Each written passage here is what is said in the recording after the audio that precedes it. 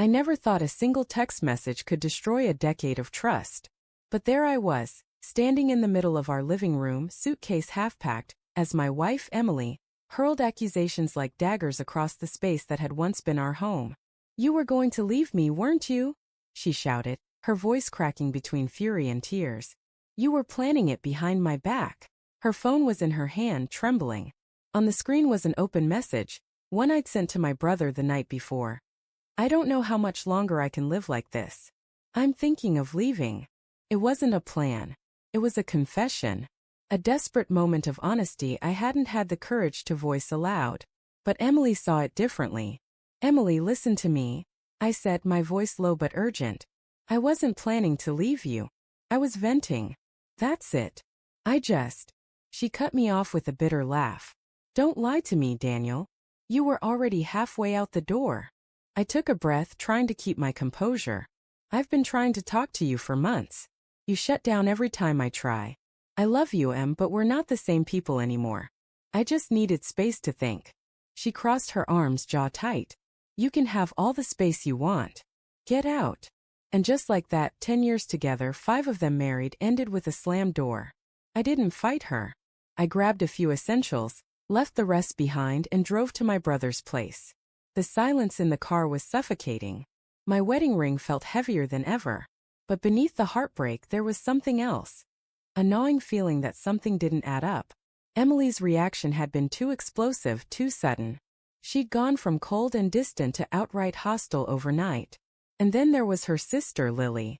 Lily had been spending a lot of time at our house lately, helping Emily manage things while she took on extra hours at work. I'd always felt something uneasy about her. She was charming, quick with excuses, and always just a little too interested in our finances. Still, I never had proof of anything. Until the night I came back to grab the rest of my things. 3 days after the fight, Emily texted me, "Come get your stuff. I don't want it here." When I arrived, the house felt hollow, like the walls themselves had been emptied of warmth. She wasn't home, but the door was unlocked. I packed quietly, methodically. Then, while searching for my passport in the office drawer, I found something strange. A torn envelope from our joint savings account. The balance written in the corner was much lower than I remembered. Curious, I logged in on my phone. My stomach dropped. Over $30,000 was missing. Withdrawn in small amounts over several months. Every withdrawal was labeled home expenses. But Emily had never mentioned any big purchases. And one transaction stood out. A $2,500 transfer to an account under the name L. Jensen. Lily's last name. My heart thudded so loud I could barely hear myself think. I took screenshots of everything, every transaction, every date, every note.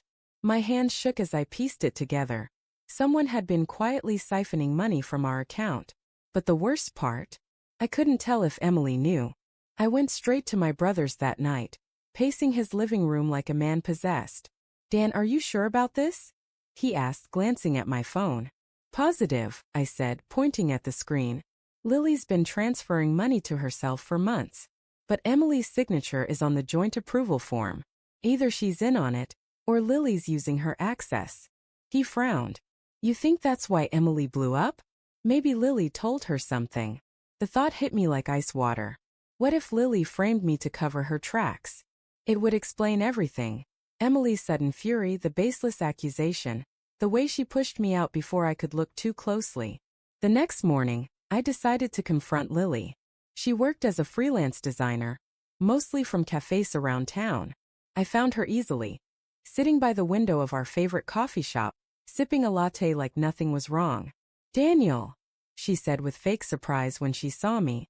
"Didn't expect to see you here. How's the exile going?" I forced a smile. "Funny you should ask. I've been doing a little accounting lately. Checking up on our finances." Her hand froze midair, the smile faltering just slightly. "Oh, yeah," I said softly, leaning in. "Tell me, Lily, what's L. Jensen doing with $30,000 of our money?" The color drained from her face. She tried to recover. "That's ridiculous. I don't know what you're." I slid my phone across the table. Screenshots. Transaction history. Bank logo. Her eyes flicked to the screen and back to me. "You don't understand," she stammered. Emily knew. She said it was fine. She told me it was for investments. My blood ran cold. You're lying. She said you'd already agreed. That it was part of your retirement plan. I almost laughed, but it came out as something broken. Lily, you expect me to believe Emily approved this without mentioning it once in 5 years? Her lip quivered. I needed the money, okay? Just a loan. I was going to pay it back. I stood up, heart pounding. You didn't just steal from me. You stole from your sister. Daniel, please don't tell her, she said, panic flooding her eyes. She'll hate me. She'll never forgive me. I paused, watching the fear spread across her face. That was when it hit me. Emily didn't know. Because if she did, she wouldn't have thrown me out. She would have hidden it. Controlled it. But no, someone had whispered in her ear, turned her against me before I could find the truth. And that someone was sitting right in front of me. That night, I sent Emily everything, the screenshots, the conversation, even an audio recording of Lily admitting to the theft. I didn't expect a reply. But an hour later, my phone buzzed. Emily, come over. Please. When I arrived, she was waiting in the living room. Eyes red, mascara streaked down her face. She looked smaller somehow, like the weight of her anger had collapsed inward. Is it true? She whispered. Yes, I said quietly. Every word. She's been draining our savings for over a year. And she framed me to distract you. Her lip trembled. She said you were cheating. That you'd been hiding money. She showed me messages, bank transfers, screenshots. Fake ones, I said bitterly. All faked. She must have forged them. She knew you'd believe her over me. Tears spilled down her cheeks as she buried her face in her hands. Oh God. Daniel, what have I done? I didn't answer. The silence between us said everything. After a long pause, she whispered. I told you to leave. I threw you out of your own home. Because I trusted her more than you. I swallowed hard. You wanted to believe her.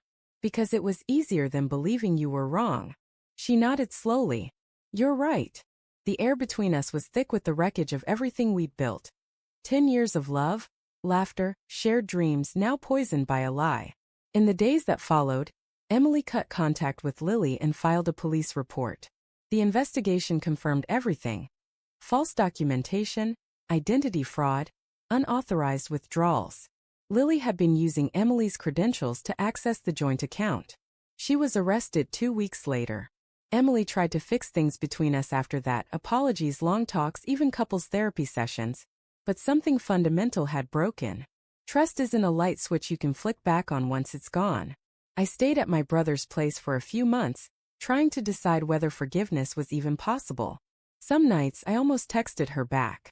But then I'd remember the look in her eyes when she told me to leave, the certainty that I was the villain in her story. That's what betrayal does. It rewrites your truth before you even realize it's happening. 6 months later, I stopped by the house to pick up the last of my things. Emily was there, waiting by the door, a faint smile on her lips. You look better, she said softly. Healthier. I feel better, I replied. Time helps. She nodded, looking down at her hands. I still love you, you know. I know, I said. And I'll always care about you. But love isn't the same as trust. She blinked back tears, then whispered. I wish I'd listened before it was too late. So do I. I turned and walked away. The sound of the door closing behind me final and hollow. As I reached my car, I looked back one last time. The house stood quiet, its windows reflecting the fading sunset. Beautiful but empty. Just like what we'd become. In the end, it wasn't the theft that destroyed us. It was the doubt. The moment my wife chose to believe someone else's lies over my truth. That was the real robbery. Because Lily might have taken our money. But Emily took something far more valuable. The trust that once made us us. And no amount of proof could ever buy that back.